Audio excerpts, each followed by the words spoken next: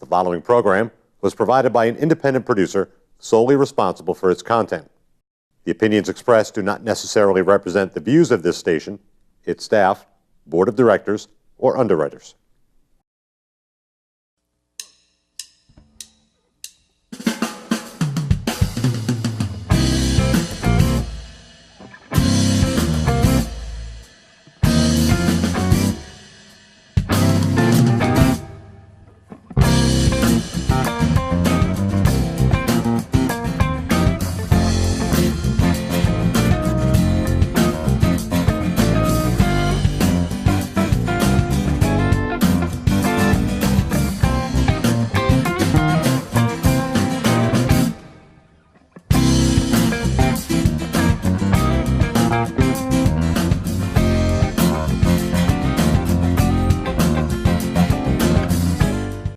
Welcome to Gate City Chronicles. I'm Kevin Avard, your host. And today we have another host from another show from Fairy Tale Access. I was right. Fairy Tale. Denise-Marie McIntosh, right? Welcome to the show. Thank you. You're an old hat at this, so you know the routine and all that. But the reason I wanted you to come on the show is you recently had a wonderful trip to Egypt. I did. And telling me a little bit about the trip, I thought, well, maybe there's some things that we could learn from some of your experiences over there. It's not every day you hear people going to Egypt and coming back. And why did you go in the first place? Well, social network, the social media. I have a large following on Twitter, and our blog is in about 76 countries now. Mm-hmm. So you end up networking with a lot of different people all over the world. And an advertising firm in Egypt approached me about doing a show with them. And I was like, yeah, sure. But they sent over his passport. Did you have to get all dressed up in the garb and everything like that? No, they wanted me to come as myself. Mm-hmm. And we had planned for probably about 5 months talking about it. And we wanted to do shows in different locations because of everything that's going on in the world today. There's a lot of misconceptions. So we talked about fairy tale accessible Egypt and just showing what life was like there, what people think, or some of the amazing sites and history there. Mm-hmm. So I went over to do that. And how many shows did you film? We filmed one. We're doing a test show to see how well it's received, and then I've been invited back to do another one. And so we're looking at 4 other countries. One of the things that caught my interest when we were talking, just in passing, that you were talking about the education program that they have there, and I was kind of floored by it. They have a complete different approach to education. They do in some of the schools. One of the schools in particular that I visited was the Harvard Egypt College, and it is for K through 12th grade. And they teach these kids everything from aeronautics, where they have a full plane that they work on. They have to understand how it's designed, how it works. They have the flight simulator. So, I mean, a young child as young as 5 has been in that simulator and had that amazing experience of flying an airplane. These kids go, I think it's a 6-week or 7-week rotation. So they go to these different classes where they have the medical field, they have aeronautics, they have small engine repair, they have shop, they have metal shops. But they have all the equipment that you would see beyond high school in every area. So they learn on small machines, they move up, flight, balloon flight. I sat in on a hot air balloon class. And they're talking about the science behind everything? The science behind it, the fact that you can't navigate a hot air balloon. And I thought you might have been able to, but you can't. You can only adjust the height, and it's up to the wind pattern as to where you end up.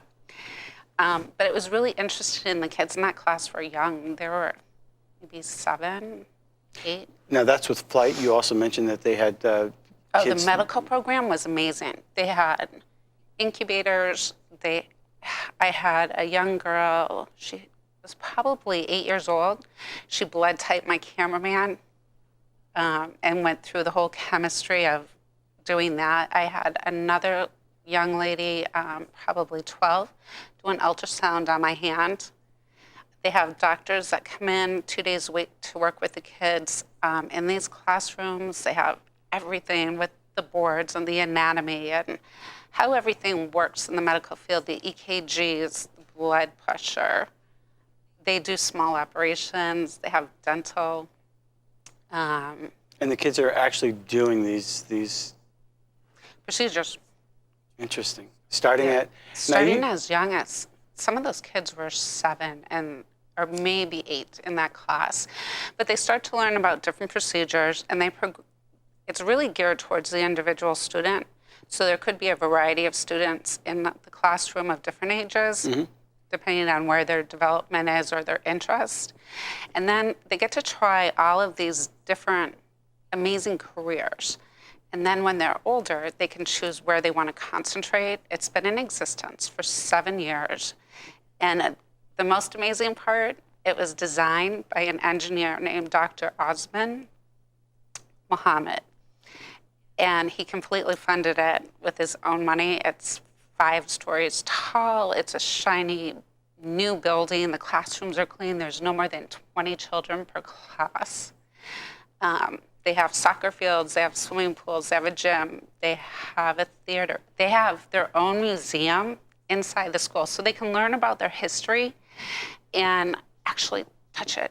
Right. You know, it's physically right there. They can learn about the pharaohs and, you know, the whole development of their country, but it's almost an exact replica of the world-famous Egyptian museum where they don't allow pictures. Right. Well, which has been attacked recently, from what I understand. No, that was back in 2011. I was there this trip, and it's fine. There's a couple of pieces that were slightly damaged, but they've been restored, and the museum's in impeccable condition. It's amazing. Now, is this for the privileged or just average children?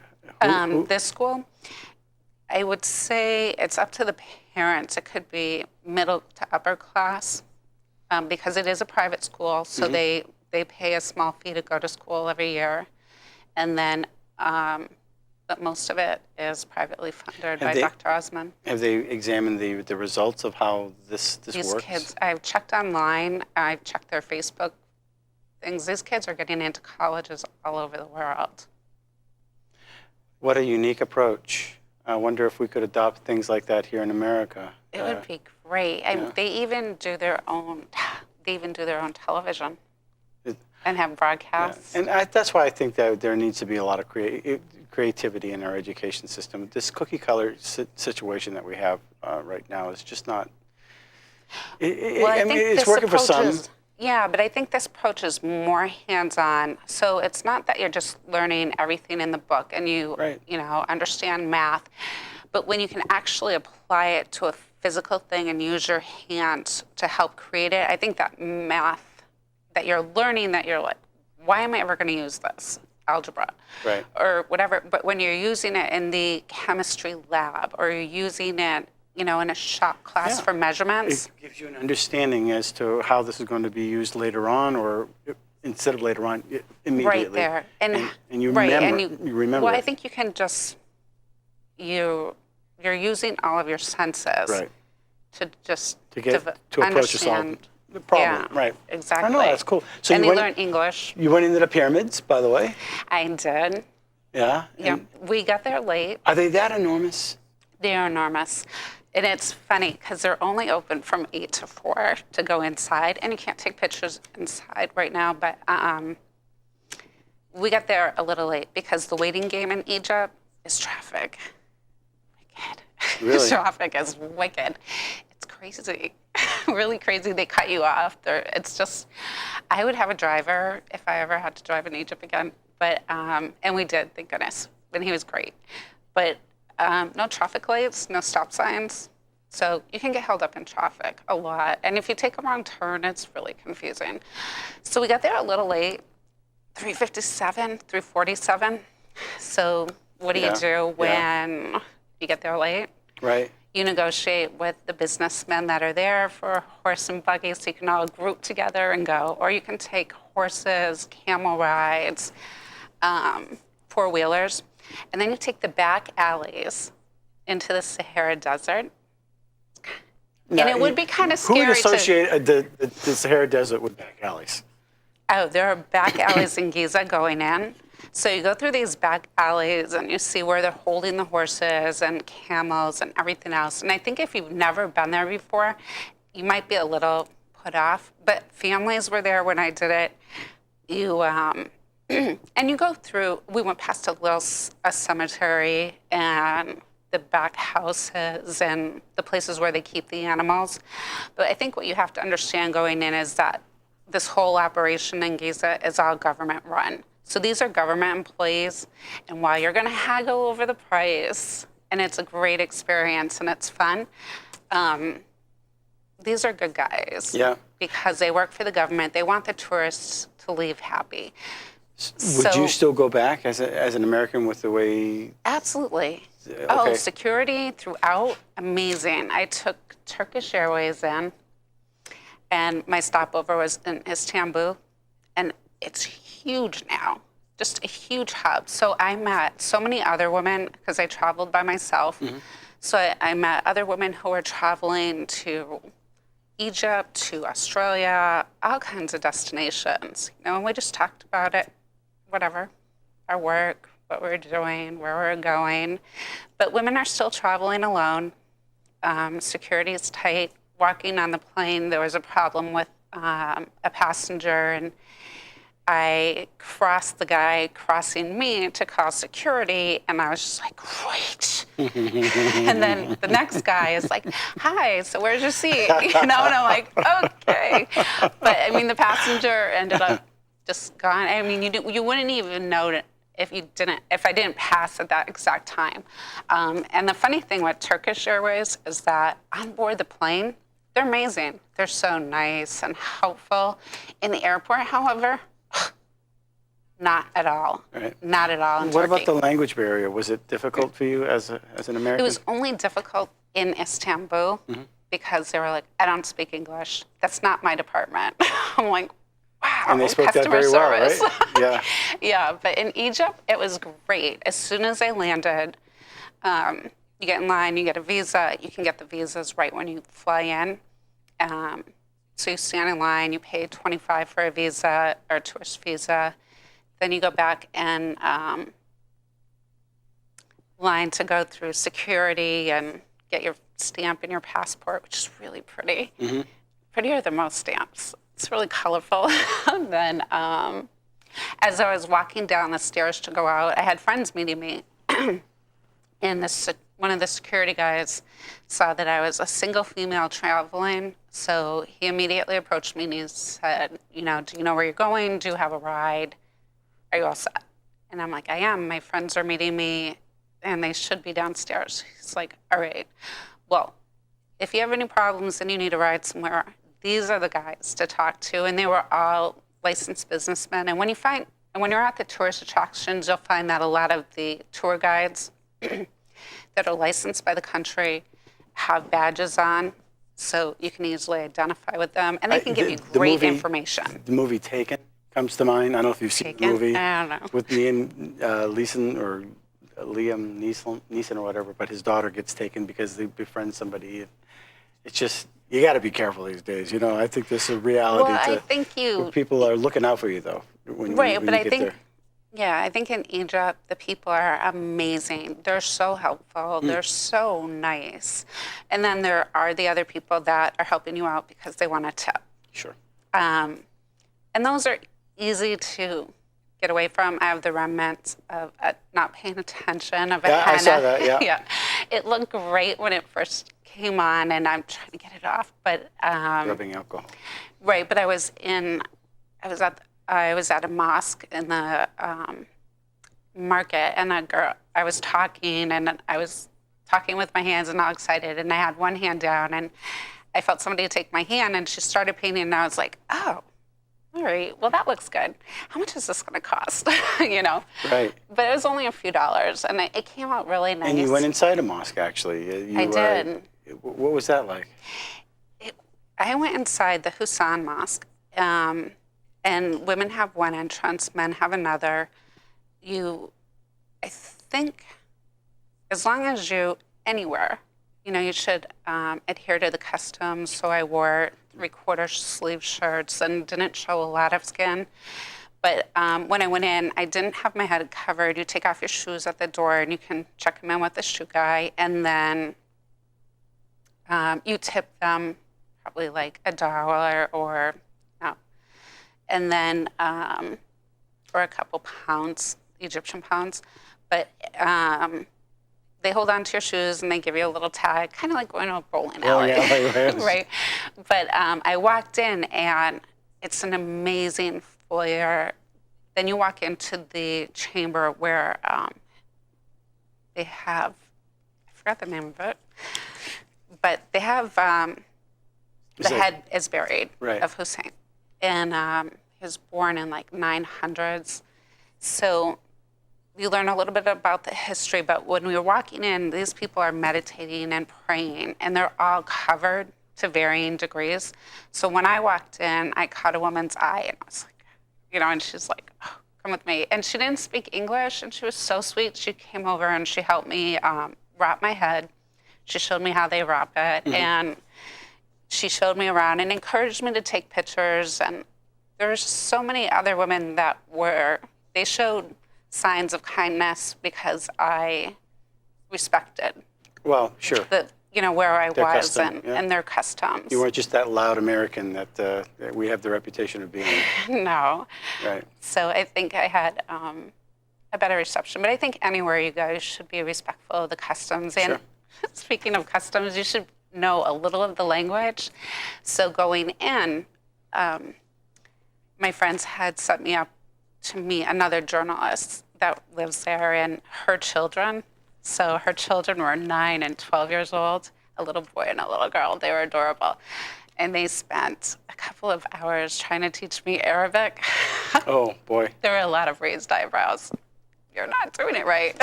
Sure. But it was adorable. They were so much fun to be with, and they really tried to help me learn Arabic. So you rode a camel. I rode a camel. Now, 1 hump, 2 humps? I guess they're all 2 humps. Two humps? So is that a dromedary or a camel? Well, I don't know. But the camels are actually really comfortable. It's like riding a horse, except they're taller, and they kneel down to let you get on, and then you'd still climb up. But the biggest thing you have to remember on a camel is to lean really far back.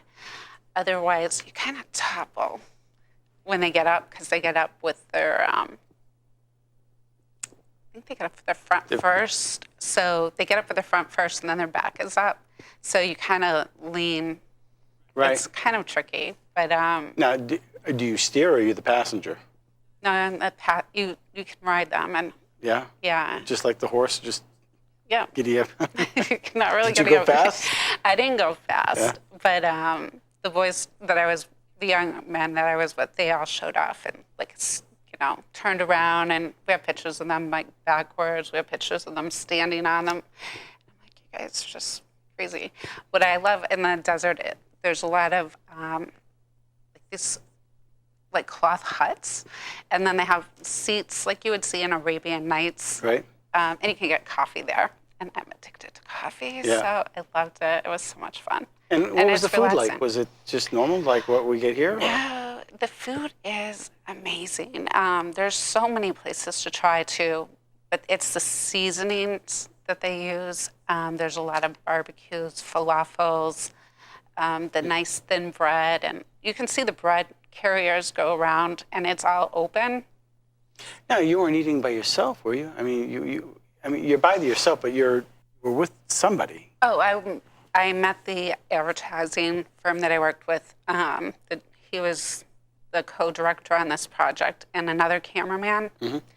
So it was the 3 of us most of the time, and then I met another family. In Gaza, I interviewed a young man, Ali.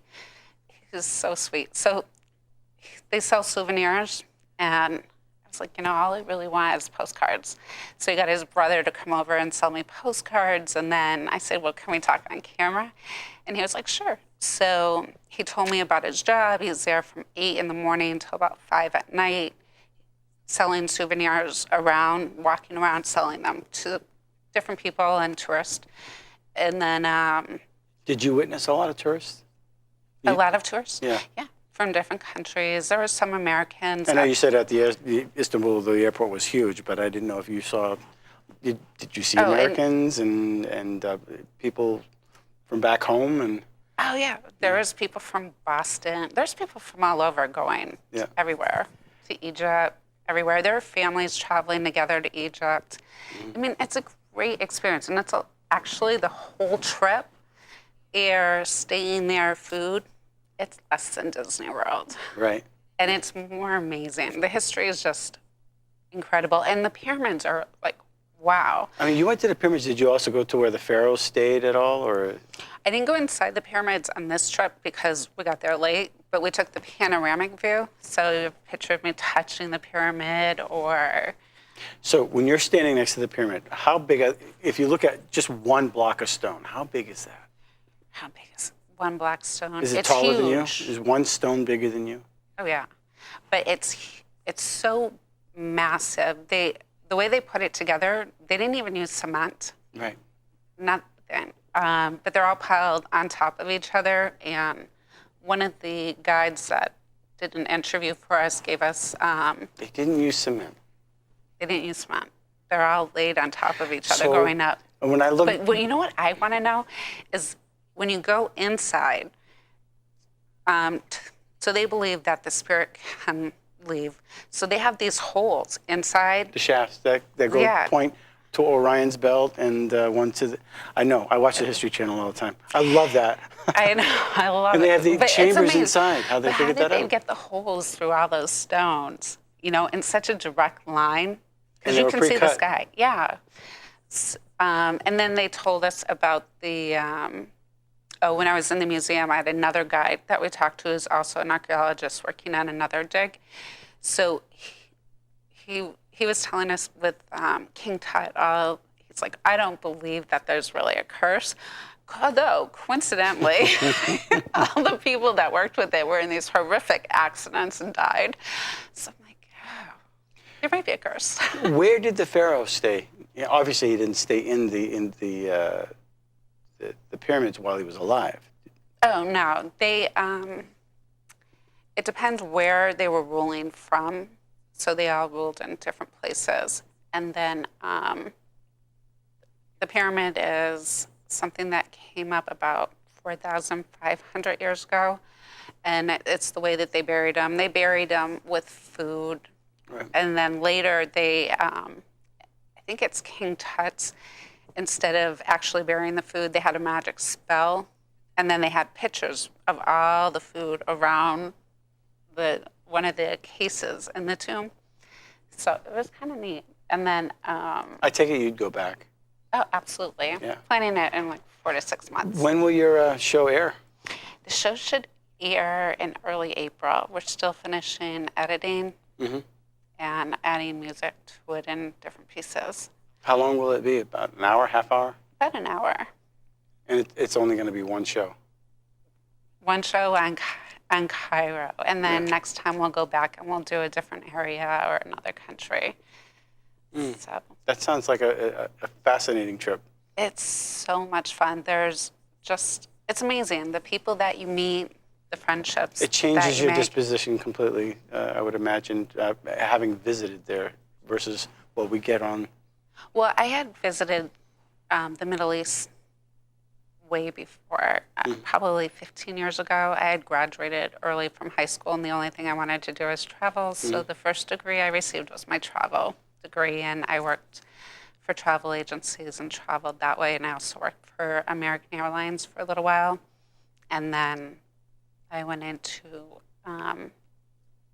different areas, modeling and business. But yeah, I always loved to travel. And I volunteered for the Israelis before. So Interesting. Well, that's where all the world seemed to begin, and we're just the babies over here. Amazing history. Yeah. Well, thank you for coming on the show to talk about it. Any final thoughts about your trip? No, I think that anytime you travel, you should go with an open mind. You should learn a little bit about the customs, because no matter where you go, if you show that you took the time to understand somebody else and you smile and have a good disposition, they'll Goes let, a long way. they'll let you into so many more of the secrets of their beautiful countries. No, I'm looking forward to seeing the show. Thank you. That's good. Well, until next week, thanks for watching Gate City Chronicles, and keep an eye out for Fairy Tale Access. And the name of the show is going to be for just Fairy Tale Accessible Egypt. Accessible Egypt. There you go. I kind of envy you. That sounds like a great trip. Until next week, thanks for watching Gate City Chronicles. Thank you for watching Gate City Chronicles. And we want to thank our sponsor, Aardvark Cleaning. They've been a sponsor for quite a few years now, and we appreciate them being a sponsor. And if you want to be a guest on our show, contact accessnashua@gmail.com. We'd love to hear your story. Until next week, thanks for watching.